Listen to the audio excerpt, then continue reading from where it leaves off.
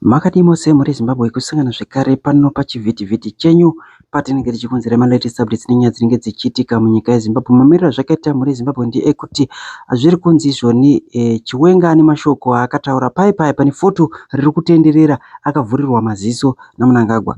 Mashoko akataura ipopo aya ndo mashoko atauya nawo.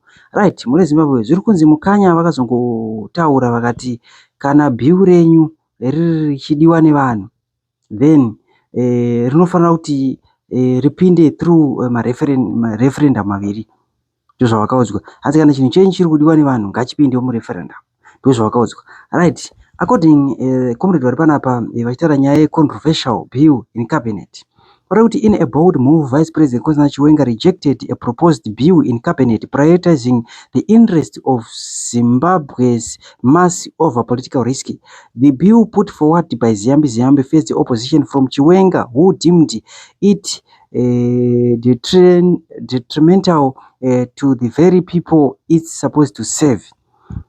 Chiwenga's decision underscores his commitment to people-centric leadership. He recognized the bill shortcomings and the lack of public consultation, ensuring the voice of Zimbabwe were not silent. Hanzi mukanya vakazoti kana bill renyu riri richidiwa nevanhu, then it must go through a referendum, emphasizing the need for public participations. So muri Zimbabwe ndo nyangeta tukonese kuti ndo zvakazotaurwa namukanya izvi, ndo mashoko avakataura kuna ED direct face to face. Tokutendai muri Zimbabwe nekuteerera kwenyu. Sanganai nemakomrades edu. And it is respected. Those are two keywords. It's independent and it is respected. How about ours? Is ZEC independent? Is ZEC respected? The Observer Mission reports, they poured scorn on ZEC that, they did not follow the constitution. Does that bring confidence? Does that bring respect? Does that signals a body that is independent? No. But the strength of these, I'm not saying they do not have their weaknesses. They have, their weaknesses, but they are not so glaring weaknesses like what we have in Zimbabwe. So those bodies in South Africa, they constitutionally ensure that the safeguarding is provided. Right. There's also an independent, judiciary. And South Africa has got a history and a track record which is sound of ruling against the government when necessary. I'm not saying I'm a fundi on the South African system, but I am saying at least we've got some of these things, do happening, in South Africa. They've got strong parliamentary committees where committees can summon ministers, demand documents, and conduct inquiries. In Zimbabwe, you've got the Daniel Garwe busy preaching Mnangagwa 2030 anenge achipo minister of local government achidiwa kuparliament uko asingabatike. That is not a lie. There's evidence that speaks to that. Their media is free. I'm not saying it is entirely free. I don't know, I'm not a fundi on it, but I'm saying at least the media is robust. There's investigative journalism, that is done there, even with the public, broadcaster, that other one, Sabik. It plays a major role in exposing, corruption. Where have you ever seen ZBC exposing, corruption?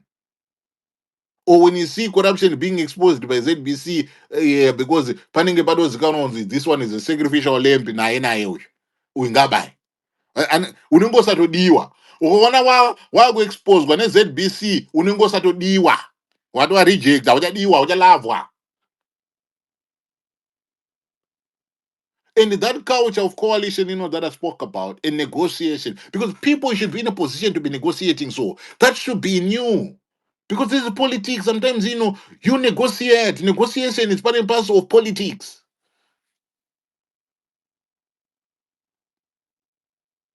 Because the power is not concentrated in one center. So when I'm talking about, these chapter 9, institutions, and the independent, judiciary, strong parliamentary committees, the free and robust, media, the culture of coalition and negotiation, this matters if you are making, the comparisons. Because as Zimbabwe, we do not yet have these institutions with the same independence, resourcing, or constitutional insulation compared, to South Africa. So importing South Africa's form without its safeguards is risky. Yes, let's bring South Africa. Okay, fine, let's bring South Africa. But in the absence of the safeguards that I've spoken about, it's a risky business. It's a risky business. So making the switch from people choosing their leader, their president, to parliament doing that is a direct violation of our rights to choose. Yakataurwa namasi nezuro iyi kuti timu iri parakaenda kuhondo rakanofaitira one man one vote. Hatina kunofaitira kutizvo I vote for my MP, but I'm surrendering my vote to my MP to go and choose a president for me. We didn't do that. That wasn't the driving force behind the kusumudza gidi. Like what Masi was telling us, yesterday. Okay, let us look at the clauses 3, 7, 8. These are the ones that are pushing for 7-year term limits. Let us look at them. So these clauses, they want to extend the terms from 5 years to 7 years. And they are saying, Kuti, that is important because we want stability. We want development, uninterrupted development.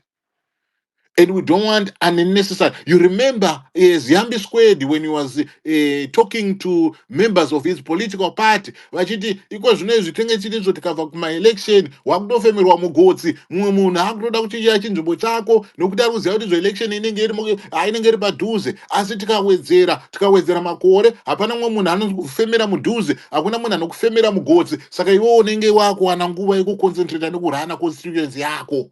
Pasina kuti zvori kufemerwa mugodzi nomumwe munhu.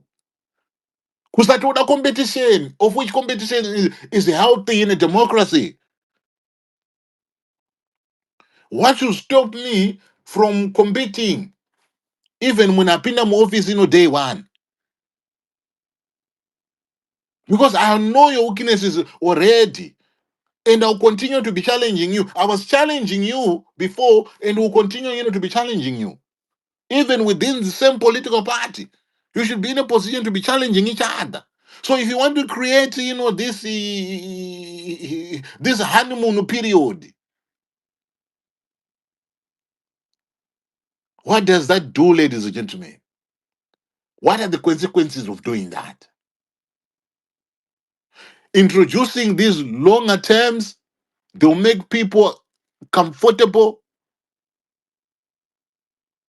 and it also reduces, accountability. It does. In any way, if you are reducing the election cycles, which is the main tool that we have us as Zimbabweans to correct leadership failures. So you're saying we must wait donkey years for us, to remove one who is failing? This is what you're telling us. Because we are looking at a situation yekuti aiwa tinoda kuita development kana kuti munhu anenge aite zvakanaka ko kana ari kutadza kuona akatadza mufirst year akatadza musecond year akatadza mufourth year akomana tomirira 7 years rakomana munhu achingotadza chete achingodosera chete munhu achingodosera tomirira 7 years. And anyway, why do we want to be doing things that make us unique and stand out? Sometimes that is not necessary. Even the South Africa that you're talking about, most democracies, including the South Africa, that you want to make comparison with, they do 5-year terms. And that is for a reason. In modern day constitutional systems, ladies and gentlemen, 5 years is an eternity. 5 years. What about 7 years? What about 7 years?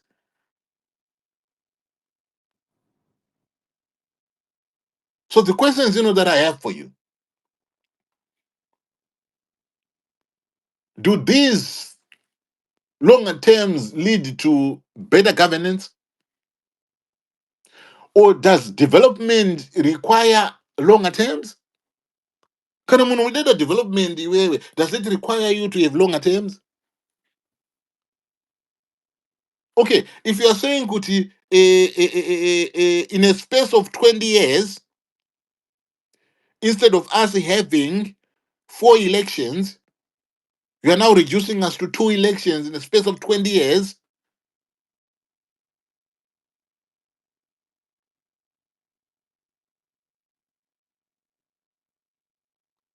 You want us to wait? If we want to change, direction, you want us to wait for the 7 years? No, no, no, we cannot wait. We cannot wait anymore.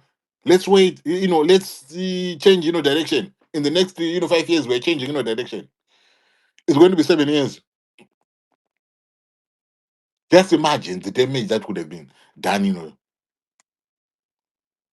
So we need to be thinking about this. Some of you might ask, okay, somebody was saying, so what? Okay, what do you stand to lose anyway?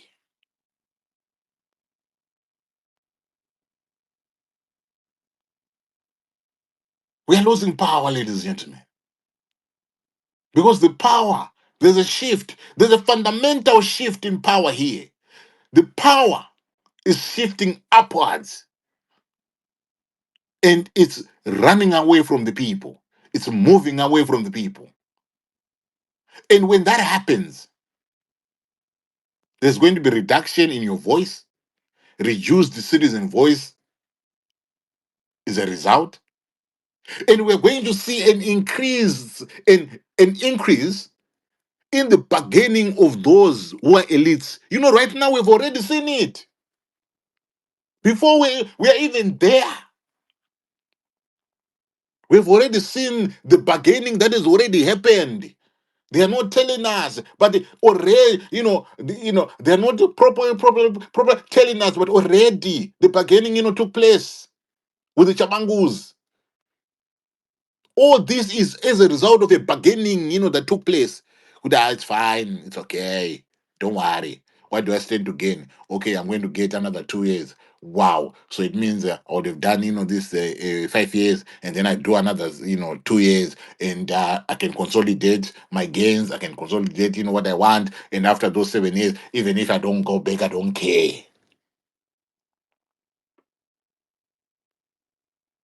What selfish thoughts that we're dealing with. Longer periods without accountability, ladies and gentlemen, is a loss. Kwatiri susu. Sema citizens.